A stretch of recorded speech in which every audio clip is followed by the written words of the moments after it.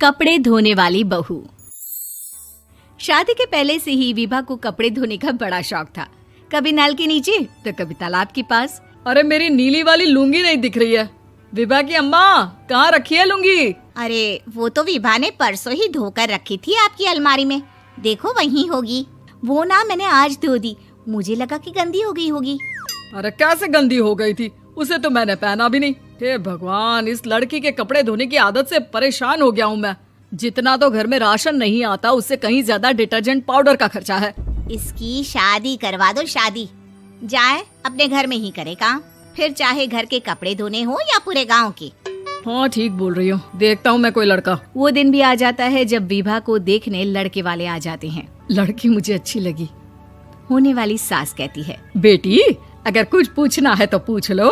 वैसे तो हमारी लड़की बहुत ही शर्मीली है, जो बोल दो वो मान लेती है, इसे क्या पूछना होगा। अरे कैसी बात कर रही हो माँ, मुझे इन लोगों के घर रहना है, सवाल तो कई है। हाँ हाँ बेटा, पूछ लो ना, क्या पूछना है।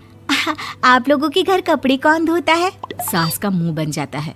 देखो, अगर तुम ये कहना चाहती हो कि तुम्हें कपड़े धोने नहीं आते तो सुन लो, कपड़े मैं ही धोती हूँ, लेकिन तुम्हारे आ जाने के बाद मैं रुमाल तक नहीं धोऊंगी। अरे चुप रहना भाग्यवान, बहू बेचारी घर आई नहीं, उसे डराना शुरू कर दिया।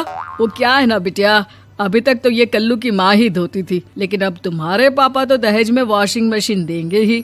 तभी विभा की माँ बोल पड़ती है, सवाल भी पूछा तो क्या। वैसे भाई साहब, मशीन की तो फिर भी कपड़े धोने की कैपेसिटी होती है। मतलब जो बिटिया दे रहे हैं ना विभा, इसे कपड़े धोने का बहुत शौक है। ये आप लोगों के क्या, आस पड़ोस गांव मोहल्ले सबके कपड़े धो दे और उफ तक ना करे। बाहर देखा नहीं आपने कितने कपड़े सूख रहे हैं? सब हमारी बिटिया ने ही तो धोए हैं। बस भी करो ना माँ, शर्म आ रही इतनी तारीफ सुनकर।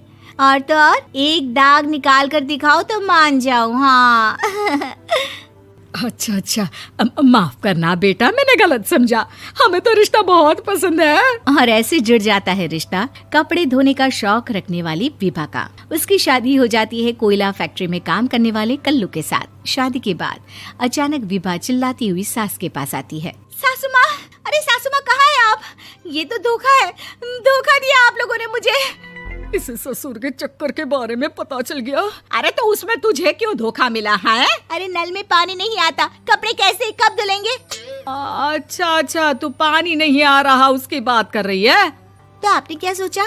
कुछ नहीं। अच्छा, तेरी माँ ने कहा था कि कपड़े धोने का शौक है तुझे, याद आया मुझे। शौक बोलकर कपड़े धोने वाले मेरे जुनून को कम ना आके सासू माँ, कपड़ा धोना मेरा गुरूर है।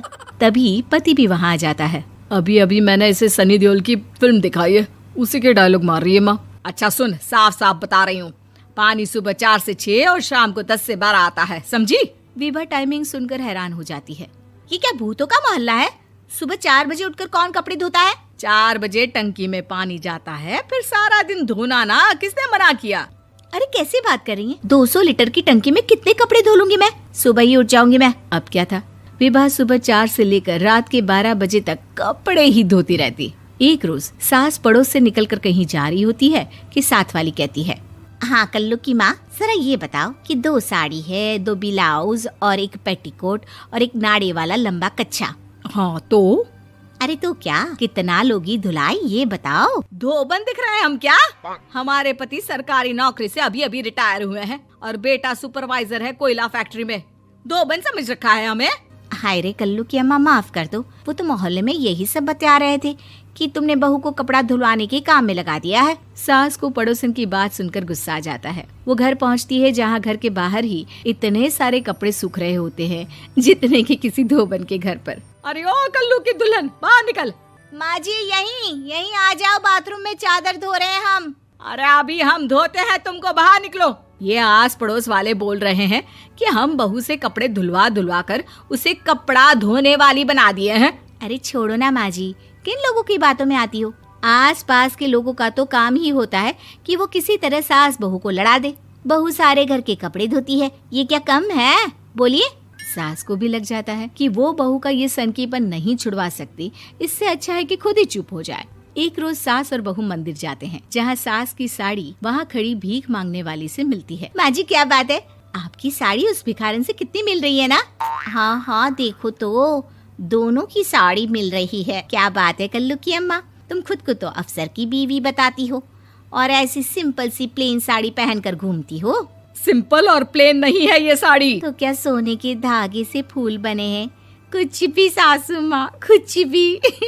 हाँ बने थे इस साड़ी में सोने के धागे से फूल। मेरे पति लेकर आए थे मद्रास से स्पेशली मेरे लिए 10,000 की। ताहे भाई साहब इस भिखारन के लिए भी सेम टू सेम साड़ी लेकर आए होंगे 10,000 की।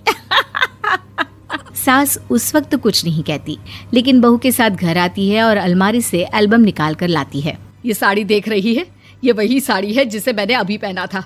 इस साड़ी में ये जो चमकदार फूल दिख रहे हैं ना, ये सोने के धागों से काढ़े गए हैं। लेकिन तू लोकल वॉशिंग मशीन ब्रश से घिस घिस कर सारे फूलों को निकाल कर साड़ी प्लेन कर दी। मुझे माफ कर दीजिए सासू माँ। और तो और, जब मैंने तुझे तेरी गलती के लिए कुछ नहीं कहा, लेकिन तूने तो सबके सामने मेरा मजाक ही बना दिया। क्यों? बहू को समझ में आ जाता है कि अब से उसका कपड़े धोना बंद।